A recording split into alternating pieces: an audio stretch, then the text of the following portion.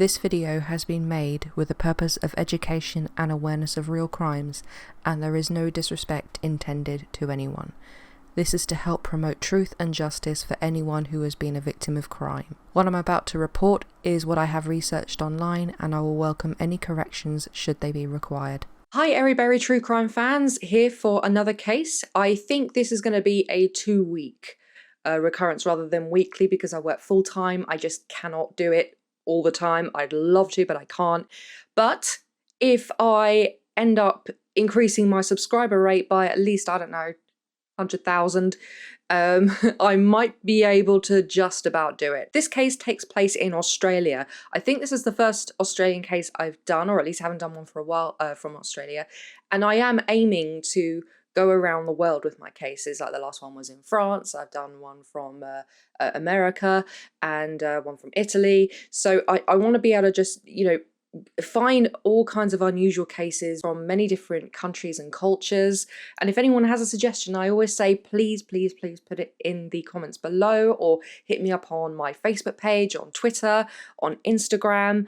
I am also thinking about getting a TikTok. I do have a TikTok channel. I haven't actually uploaded any videos yet because I'm not really into the whole TikTok thing. To be honest, I don't really see the appeal, but I know a lot of people do. And if I'm serious about this channel, I need to start doing stuff like that. So I might end up posting a condensed version of these cases to TikTok or as a taster so people can then come to my channel if they find that it's interesting. What I'm also going to be doing with these cases is actually putting trigger warnings at the beginning. A lot of other true crime YouTubers do that, and I actually think it's a good thing, so I'm actually going to start doing that now. This case involves not only a murder, but also coercive controlling relationships, eating disorders, depressive disorders, personality disorders, drug abuse, and also bystander apathy. A huge trigger warning about the justice system.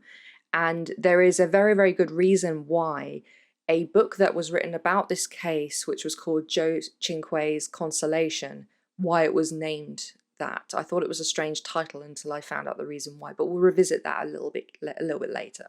So let's just get into the case. Giuseppe Joe Cinque was born to parents Nino and Maria Cinque, who originally lived in Italy and had emigrated to Australia.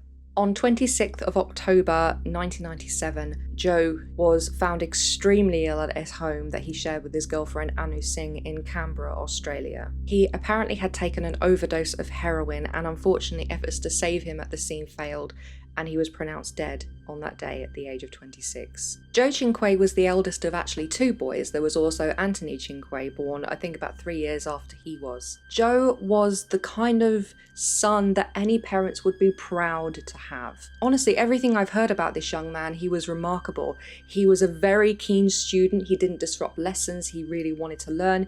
He was a great sportsman. He ended up going to university and getting a degree in civil engineering, got a job in his hometown in Newcastle, New South Wales, and he really did his parents proud. He was sociable and he was well liked by so many people because he was so easygoing.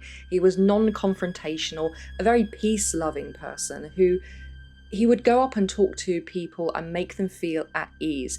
He was also very good looking, he was very confident, and that was what drew people to him, particularly a young woman called Anu Singh, whom he met in 1995 at a party. Anu Singh was a law student 1 year younger than Joe, and like Joe, Anu's parents actually were immigrants. They had originally come from India, where Anu was actually born, and had moved to Australia when she was 3. Her parents were doctors, Pradyam and Surinder Singh, and I believe they were quite wealthy, and they had great aspirations for their daughter. Like Joe, she was a very, very good student. She was studying law and she had aspirations of doing PhDs. So like Joe, she was ambitious and really passionate about her career. She had a strong family. The attraction between them was electric. This was a really, really intense attraction. They hit it off immediately. At the time, however, Anu was actually in a relationship with a man called Simon Walsh, so she actually cheated on him with Joe. Whether Joe was aware of this is unclear, but after this, I think it was only a couple of days, a very short affair that they had, They were really falling for each other, but Anu ended up going back to Canberra because they'd met in Newcastle, New South Wales, which is about 400 kilometres away from Canberra. Anu resumed her relationship with Simon, but when he found out about her affair, he ended their relationship, which was devastating for Anu because she did love him. She was also falling in love with Joe. As I said, this breakup actually really did affect Anu very much. In the past, Anu had dabbled in recreational drugs, and after breaking up with Simon, this only intensified. Joe was very anti-drug. He was the opposite of Anu in that sense. They were both excellent students, and the drug use didn't have any effect on Anu's schooling as far as I know, but Joe was very, very straight, very square, and he still lived at home with his parents, Nino and Maria. He and Anu kept in contact 400 kilometers away from one another. They actually commenced a long-distance relationship. Now, these are not easy to maintain, especially one over such a huge distance. And although Joe worked, and Anu's parents, she was pretty well off, it was actually Joe that would make the journeys to Anu, more so than Anu would make to Joe. Joe wouldn't always drive. Sometimes Joe would actually fly out to Canberra, so he would take the plane on a Friday after finishing work and come back late on a Sunday. Sometimes, however, Anu would be very demanding of Joe's time and ask him to come out to her during the week. So he would actually leave his job during the week and his home and go out to her. He would do anything she said. He was so besotted with her. This relationship, although very, very loving and very intense and passionate, it wasn't balanced at all. Many people have described Anu as being very self-obsessed, self-absorbed, narcissistic, and very strange. She would bring up strange topics of conversation. One of Joe's friends, actually in one of the documentaries I watched, said that she said things about her relationship with her ex, Simon, saying that they were so close that it was almost incestuous. That was not something that Joe's friend wanted to hear, and Joe was also a bit put out by that too. Anu would also broach subjects about life after death and sort of very dark and macabre things at inappropriate times, which put people on edge. She had to be the focus of Joe's attention all the time when they were together. Joe would be talking to people, even his parents, and Anu would physically come up to him and pull him away and grab him and kiss him and cuddle him. Every time he tried to talk to somebody, he could not talk to someone without Anu trying to bring him back to her. Anu would turn conversations around on herself. She was always seeking validation from everyone, particularly Joe, that she was pretty, that she was slim. She had issues with her body in that she felt she was fat even though she wasn't, and needed constant reassurance that she was actually beautiful and she was actually nice and slim. It is well known that Anu did have an eating disorder that her parents were worried about at some stage. At one point, Anu was reported to have said that she'd rather be dead than fat. Anu's controlling behaviour only intensified as their 2-year relationship progressed. She would call Joe every single evening at 6 o'clock, knowing full well that that was the time that Maria Cinque would have dinner on the table. This really angered Maria because she was someone who, she loved cooking. Italian tradition is that the family gets together at dinner time and, has some really good food. I love Italian food. But Anu would phone knowing full well that that was not the right time to call. But Joe would get up from the table and leave his food to get cold, and he would talk to Anu, to the point that Maria grabbed the phone at one point and said, "Stop doing this. Phone him at 7 o'clock. Apparently she didn't really listen. She carried on doing it. But Joe, rather than saying to her, "Look, please, can you listen to my mum? Can you please not do this?" He would do anything that Anu wanted. He was prioritizing Anu over his relationship with his parents. Basically, she had such a hold over him that she would say jump, he'd say how high. Part of that was due to Joe's very, very kind and sweet nature, that he didn't like arguing, he didn't like confrontation, he liked everything to be peaceful and loving. So if the way to keep the peace was to appease Anu, he'd do it. He was aware of how strange Anu was, and that people didn't really like to be around her very much. This was greatly in contrast with who Joe was. He was a very gregarious, sociable young man that he actually withdrew socially. He would actually rather be with Anu and keep her company and keep her reassured than spend time with other people. So he became a bit, not friendless, but he alienated his friends a little bit so that he could be with her. His friends described Joe as going into the background a lot, allowing Anu to take center stage. He apparently was very happy to do that, again to keep the peace, but it was noticed at how Joe was kind of losing his identity in this relationship. After months and months of badgering, Joe eventually relented and moved to Canberra to live with Anu. His parents were not happy at all. I mean, most parents will be happy to, let their young fly the nest and have a life for themselves, even if it means moving away. But this was a very close family, and not only Joe's family were there, he had his job, he had all of his friends, and also Maria and Nino, they knew that Anu had a huge hold over Joe. They knew this was not a healthy relationship. They couldn't stop him, so he did. He moved to Canberra. This was partly in a way to mend the relationship between him and Anu, because Anu was so insecure with not being with Joe all the time that he felt that if they were together all the time, everything would be great. And that, unfortunately, is a common misconception in relationships, that if you move in together, if you get married or have a child together or have something that ties you together, it's going to mend the relationship. It doesn't, not at all. The core issues are in the relationship itself and not the physical environment that you're in. And as you can imagine, this move to Canberra did not repair the relationship at all. If anything, it got worse. Anu was even more obsessed with her looks. She would spend hours in the gym. She'd be in front of the mirror,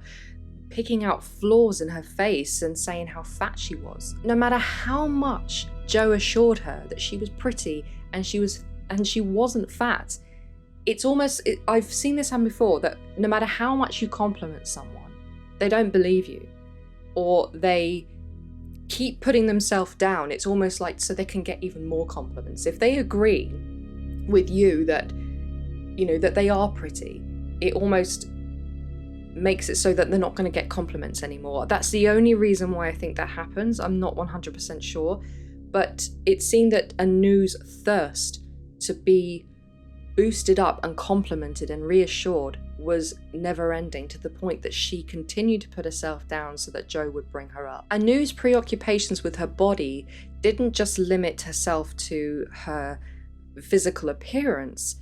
She became convinced that she was suffering from awful diseases, including AIDS, and it wasn't just an idea that festered. She actually went and had an AIDS test, which came back negative, but it still didn't stop her from being obsessed. She thought that she was suffering from neurological disorders that was affecting her nerves. She thought that her insides were deteriorating. You may have heard of Munchausen's by proxy before, but there is also the Munchausen's syndrome itself, which is not by proxy, where people believe that they are ill when they're not. This is possibly what Anu may have had, but she's never been officially diagnosed with that. Now we're going to get onto a subject which is a little bit more intense about the eating disorder, and this does involve talking about ipecac. So that's a trigger warning for now. If you don't want to hear it, skip forward a few minutes. It has been heavily debated as to how the subject came about. Anu says that Joe himself suggested to her that she take ipecac to induce vomiting in an effort to lose weight.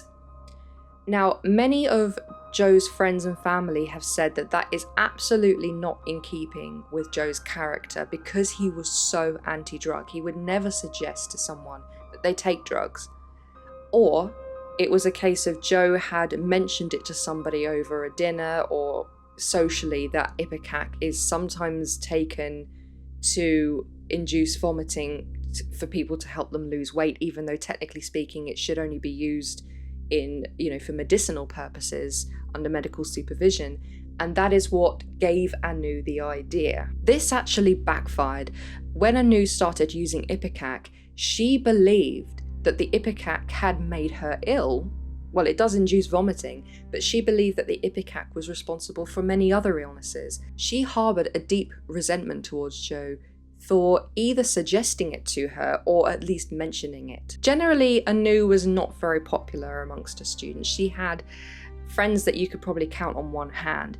There was one particular friend that she did have called Madhavi Rao. She had already confided in Madhavi that she was so depressed that she was thinking about ending her life, and Joe's as well. Anu was not unfamiliar with recreational drugs, but she was not familiar with the hard drugs, the class A drugs, heroin, cocaine, etc. She had spoken about her desire to end her life using heroin, overdosing herself with heroin, and Joe. She actually said this to people and they just brushed it off like bravado, like another one of those strange things that she says, oh, I'm going to do this or this is that, because she was known as being such a drama queen and making things up for attention that people just didn't take her seriously. Going through a few people at university, Madhavi and Anu did actually end up being connected with a drug dealer. It wasn't just to buy drugs for use recreationally.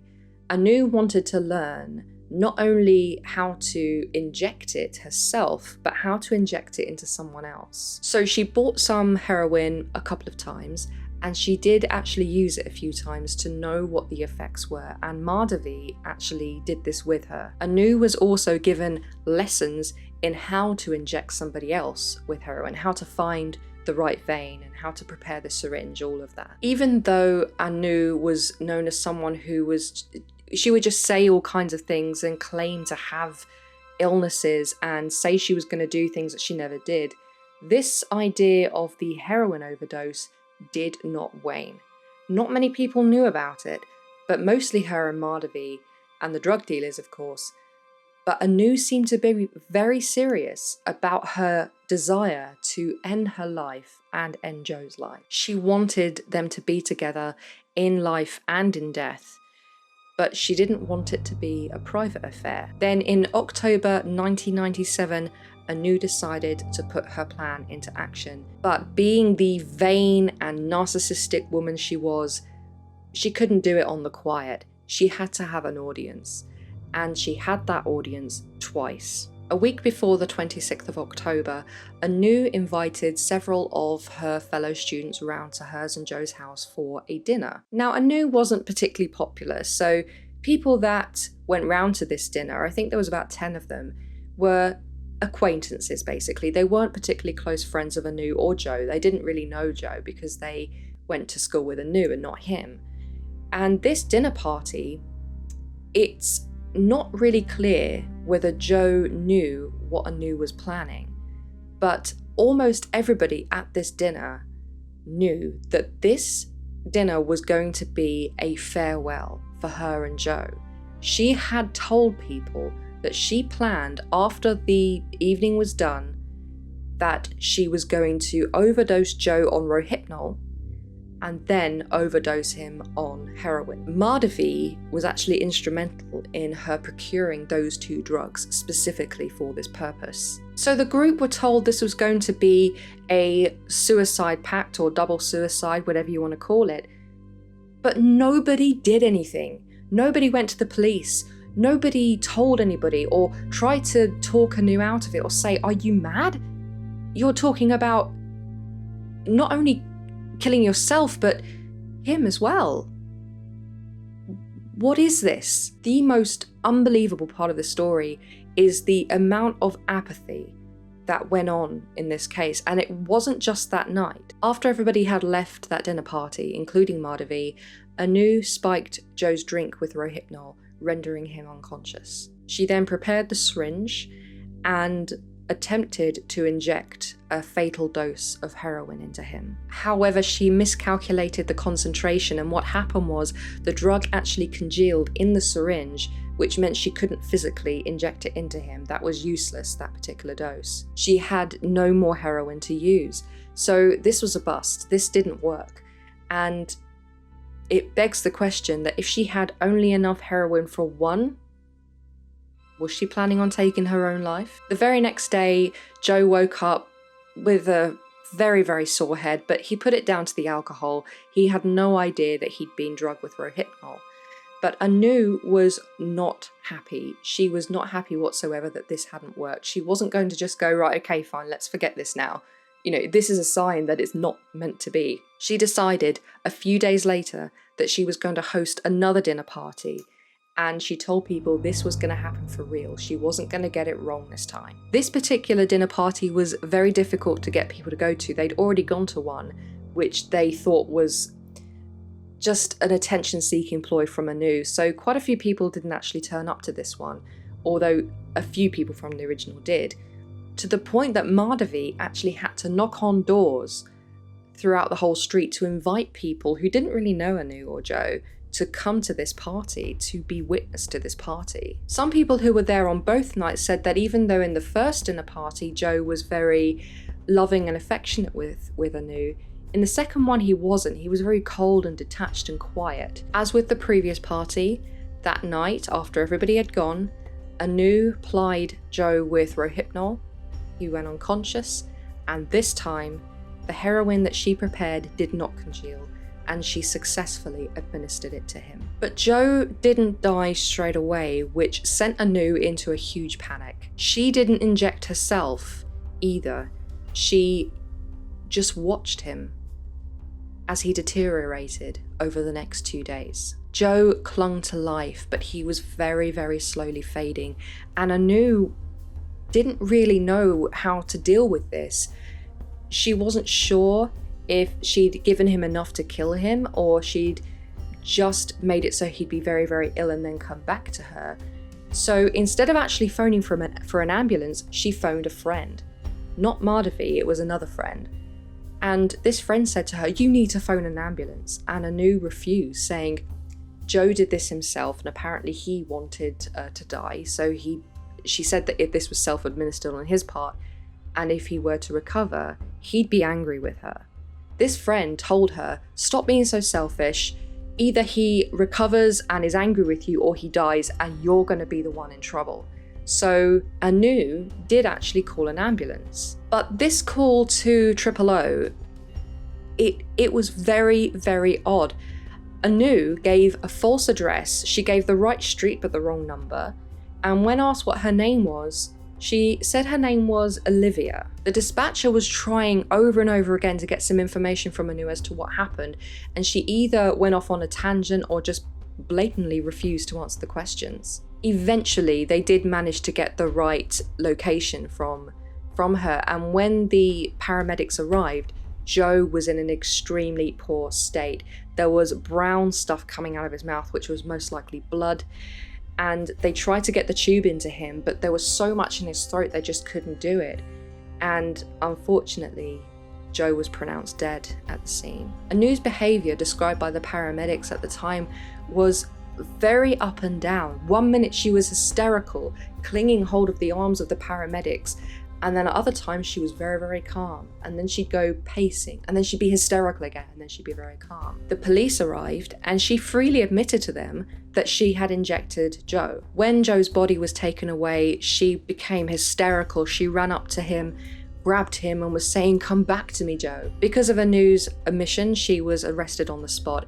And in the police station, again, she was behaving odd, calm, then going over the top, panicky, and even grabbing hold of the officers, like roughly on the arm. She was pacing, but then she had a screaming outburst, and then she went back to calm pacing as well. Unfortunately, at this particular point, at the point that Anu had been arrested, Nino and Maria were completely unaware of what happened. The party in question took place on a Friday, and Joe died on a Sunday. On a Sunday, Joe would normally make his weekly phone call home, but the Cinques hadn't heard from him, so they phoned the home phone, and a police officer answered. They were shocked, like, why are the police at this house? And at exactly the same time as his phone call, the police actually knocked on their door. They asked Maria and Nino to sit down, and Maria just knew. She actually said, "She's killed him, hasn't she? That bitch, she's killed him." Joe Cinque was their firstborn son. They were incredibly proud of him. Seriously, he was their pride and joy. Anu Singh, the woman he loved, the woman he relocated for, the woman he gave his whole life to, had killed him. It wasn't just Anu who was arrested for Joe's murder. Madhavi Rao was also arrested as an accessory to murder. Madhavi had been instrumental in this. She knew exactly what Anu's plan was. She knew Anu more than anyone at that particular university. She was closer to Anu than anybody. She actually helped her procure the heroin and the Rohypnol and getting people around for the party. She knew what was going to happen, and she did nothing. Not only did she do nothing to stop it, she was actually active in making this happen. If you don't feel that somebody is going to be serious in the threat to kill someone, you don't go out and buy Rohypnol for them or the heroin. You don't do that. The people that attended the parties were questioned extensively, and the big burning question was, why didn't you do anything? Why didn't you try and stop it? They knew what was going to happen. They were told what was going to happen. They didn't really have an answer as to why they did nothing. A lot of people said, oh, we thought that she was just making drama. Some people thought that she was just doing it for attention, or it was just a huge show for her. Nobody really thought she was serious. It makes you wonder as to, was this a case of one person thought, well, if I don't say anything, somebody else will? You honestly could not write this. It is also possible that because Anu announced a second party, that people's doubts about whether she was serious had intensified, because if she had been serious, they probably would have thought she'd have found some way of killing him in the first time, that the second one was just an excuse to have a party, to drink alcohol. In a way that was understandable, but I'm still angry that nobody did anything here. It was also found 6 months before the incident that Anu said that she wanted to kill herself, Joe, her ex-boyfriend Simon Walsh, and her doctors. At first, Anu and Madhavi were going to be tried together, but then it was found that some of the witnesses may give conflicting accounts depending on, they might prefer Anu or Madhavi. So it was determined that they would actually have separate trials, although they were presided over by the same judge. Now, in the Australian legal system, the accused has the right to decide whether they want a jury trial or a judge-only trial, and both Anu and Madhavi opted to have a judge-only trial. Why? I have no idea. I suppose one mind is a lot easier to convince than 12. You may be wondering, why on earth could Anu defend herself here? The drug dealers actually testified against her. People knew what she was going to do because she told them.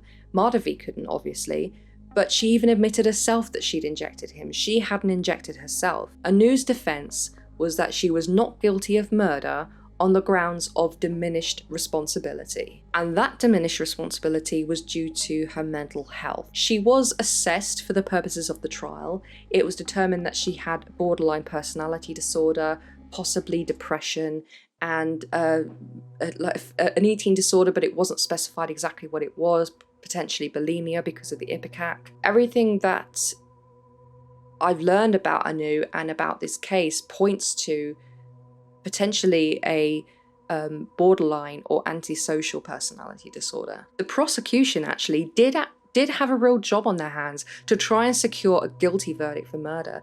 And their point was, this woman not only knew what she was doing, she was very active in what she was doing. She planned it. She went to lessons to learn how to do it. She planned the dinner parties. She got Madhavi to help her get the Rohypnol and the heroin. And she told people what she was going to do. This was not a woman who didn't know what she was doing. This is a woman who knew exactly what she was doing.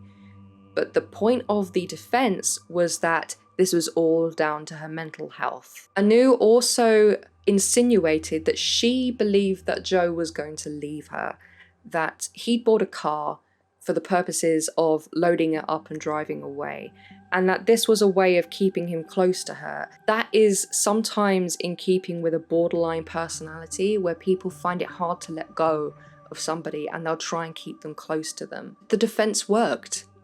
The judge was convinced that although Anu was guilty, she wasn't guilty of murder on the grounds of diminished responsibility. So instead, she was convicted of manslaughter. She was sentenced to 10 years in prison with a minimum of 4 years. At this point, it was April 1999. She had been in prison for 2.5 years at this point. So from the moment that she was convicted, she served only another 18 months and then was released. It's been greatly debated whether Anu was suffering from a mental health condition, and even if she was, if this really did diminish her responsibility. because at one point she had said to somebody on her course that she was so knowledgeable of the legal system, you know, she was studying law and of psychology, that it would be quite easy to fake a mental illness or blame a mental illness for what you do. When Anu was convicted, Maria Cinque, even though she was quiet throughout the whole trial, she erupted at the end. She was yelling profanities at Anu. She went for her. She was distraught and inconsolable, which is completely understandable. This woman had intentionally killed her son. But the injustice does not stop there. Madhavi Rao was tried as an accessory to murder, and despite the overwhelming evidence, she was acquitted. She has not been brought to justice for her part in this. The people that attended this party, this is just my personal opinion, could you potentially say, is bystander apathy a crime? No. But if they knew what was going on and they were there at the party, it's almost like they were encouraging it.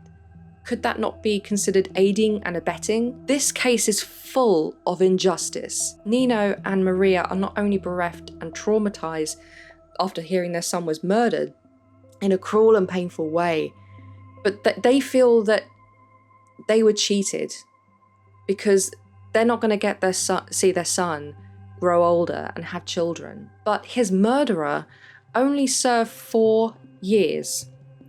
She received a free education. She did her, I believe it was either a master's or PhD. I've seen conflicting accounts of that while she was in prison. And Madhavi was found not guilty. I'm not a parent, but I cannot imagine how absolutely distressing that is. So the only person who was brought to justice, not the drug dealers or anyone else who was, active in either encouraging this or aiding and abetting or accessory, only Anu was convicted, and it was for manslaughter. She served the minimum 4 years. The Cinque's pain is immeasurable, and their godson says that Maria's pain particularly, because she opened up her home and cooked for Anu and welcomed her into the family, that this woman who she now calls the devil, which I think is quite apt really, nobody can understand what she's going through, and unfortunately since then Nino Cinque has passed away as well. Going back to what I said at the very beginning of the video, there is a book called Joe Cinque's Consolation by a woman called Helen Garner.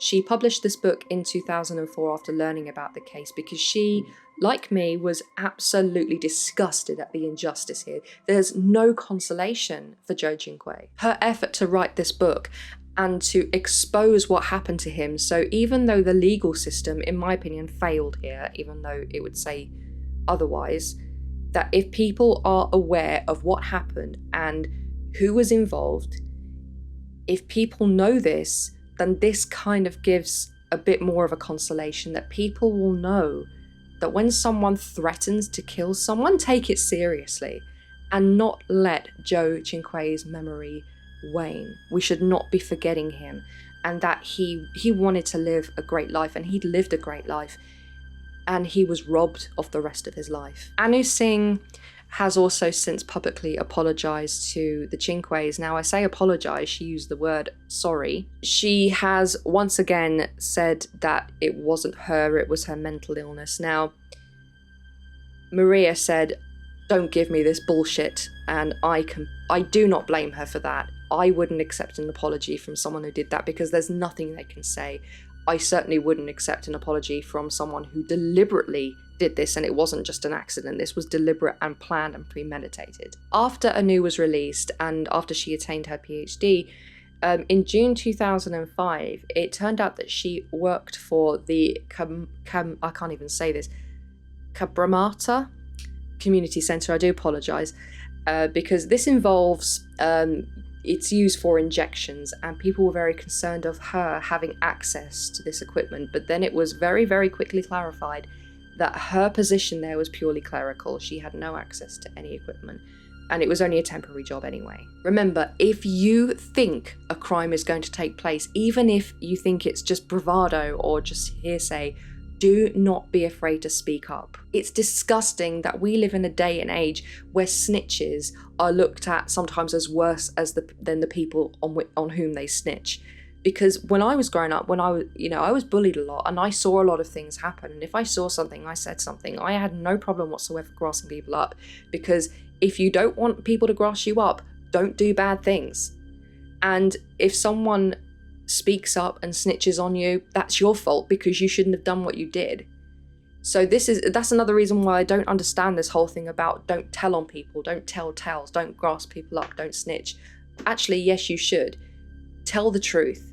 And better yet, don't do bad things, don't do wrong things, and nobody will have to snitch on you. Bystander apathy has also played a huge part in many other crimes as well. I may well cover some of them, but they get me really riled up. As you could probably see, I'm getting animated. If you see a wrong, report it. You could save a life. Thank you, and good night.